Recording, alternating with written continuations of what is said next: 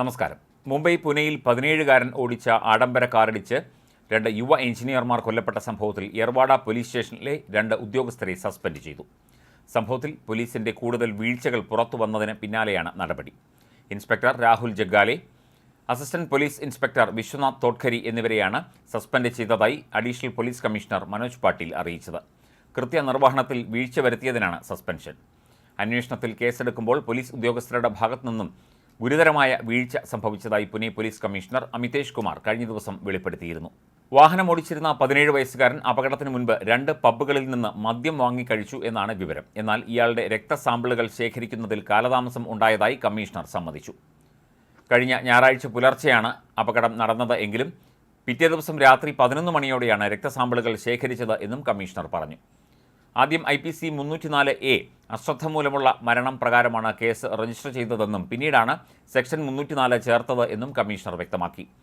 +2 വിജയത്തിലെ ആഘോഷത്തിന്റെ ഭാഗമായിട്ടായിരുന്നു 17കാരൻ പബ്ബിലെത്തി സുഹൃത്തുക്കൾക്കൊപ്പം മദ്യപാന സദസ്സിൽ പങ്കെടുത്തത്. ശേഷം ആഡംബരക്കാർ അമിത വേഗതയിൽ ഓടിച്ച് അപകടമുണ്ടാക്കുകയും ചെയ്തു. ബൈക്കിൽ സഞ്ചരിക്കുകയായിരുന്ന 2 യുവ എഞ്ചിനീയർമാർക്കാണ് സംഭവത്തിൽ ജീവൻ നഷ്ടപ്പെട്ടത്. കാർ ഓടിച്ച 17 വയസ്സുകാരനെ പോലീസ് അറസ്റ്റ് ചെയ്തെങ്കിലും 15 മണിക്കൂറിനുള്ളിൽ പ്രതിക്ക് ജാമ്യം അനുവദിച്ചത് വലിയ വിമർശനത്തിന് ഇടയാക്കിയിരുന്നു. ഇത് വലിയ വിവാദത്തിലായതോടെ ജാമ്യം റദ്ദാക്കുകയും ചെയ്തു. കേസിൽ 17കാരൻ, ഇയാളുടെ പിതാവ്, പബ്ബുടമ, പബ്ബ് മാനേജർ എന്നിവരാണ് ഇപ്പോൾ അറസ്റ്റിലായിട്ടുള്ളത്. ആഡംബര കാറടിച്ച് 2 പേർ മരിച്ച സംഭവത്തിൽ പ്രതിക്കെതിരെ കർശന നടപടി സ്വീകരിക്കണമെന്ന് വ്യാപകമായി ആവശ്യമുയർന്നിരുന്നു. അപകടത്തിൽ കൊല്ലപ്പെട്ടവരുടെ ബന്ധുക്കളാണ് പ്രതിയായ 17കാരനെതിരെ കടുത്ത നടപടി ആവശ്യപ്പെട്ട് രംഗത്തെത്തിയത്. ഡ്രൈവിംഗ് ലൈസൻസ് പോലും ഇല്ലാത്തയാളാണ് മദ്യപിച്ച് 240 കിലോമീറ്റർ വേഗത്തിൽ വാഹനം ഓടിച്ചതെന്നും അതിനാൽ ഇത് അപകടമല്ല കൊലപാതകമാണെന്നും മരിച്ചവരുടെ ബന്ധുക്കൾ ആരോപിച്ചു. കഴിഞ്ഞ ഞായറാഴ്ച പുലർച്ചെ ഏതാണ്ട് 2:15ഓടെയാണ് പുനെ കല്യാണി നഗറിൽ 17 വയസ്സുകാരൻ ഓടിച്ച പോർഷെ ആഡംബര കാറിടിച്ച് ബൈക്ക് യാത്രികരായ 2 പേർ മരിച്ചത്. മധ്യപ്രദേശിലെ ബിർസിംഗ്പൂർ സ്വദേശി അനീഷ് അവാഡിയ, ജബൽപൂർ സ്വദേശിനി അശ്വിനി കോഷ്ത എന്നിവർക്കാണ് ദാരുണാന്ത്യമുണ്ടായത്. സംഭവത്തിൽ കാർ ഓടിച്ച 17കാരനെ പോലീസ് അറസ്റ്റ് ചെയ്തെങ്കിലും പ്രതിക്ക് ജാമ്യം അനുവദിച്ചതാണ് വലിയ വിമർശനത്തിന് ഇടയാക്കിയത്.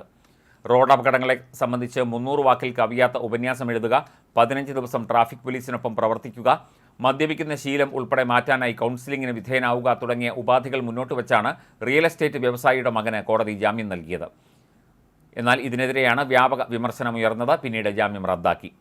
അപകടത്തിൽ കൊല്ലപ്പെട്ട അനീഷും അശ്വിനിയും പുനെയിലെ സ്വകാര്യ കമ്പനിയിൽ IT എഞ്ചിനീയർമാരായിരുന്നു. ശനിയാഴ്ച അർദ്ധരാത്രി ഒരു ചടങ്ങിൽ പങ്കെടുത്ത് ബൈക്കിൽ മടങ്ങുന്നതിനിടെയാണ് അതിവേഗത്തിലെത്തിയ ആഡംബരക്കാർ ഇരുവരെയും ഇടിച്ചിട്ടത്.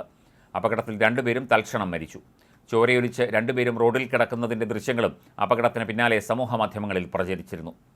പോർഷെ കാർ ഓടിച്ച 2 പേരുടെ മരണത്തിനിടയാക്കിയ കേസിലെ പ്രതിയായ കൗമാരക്കാരന് പോലീസ് കസ്റ്റഡിയിൽ VIP പരിഗണന നൽകിയെന്നും ആരോപണമുയർന്നു.